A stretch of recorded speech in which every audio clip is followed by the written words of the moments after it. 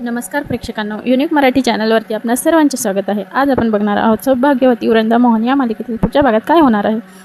परी जेव्हा तिच्या मम्मीच्या अंगावर चाकू घेऊन जाते तेव्हा सर्वजण तिला पकडतात आणि नंतर वृंदा आणि अभिमन्यू परीला घेऊन जातात तेव्हा अभिमन्यू बघतो की एक पिवळ्या रंगाची गाडी त्यांचा पाठलाग करते। अगोदर पण तीच गाडी आणि आजही तीच गाडी असं अभिमन्यूला वाटतं।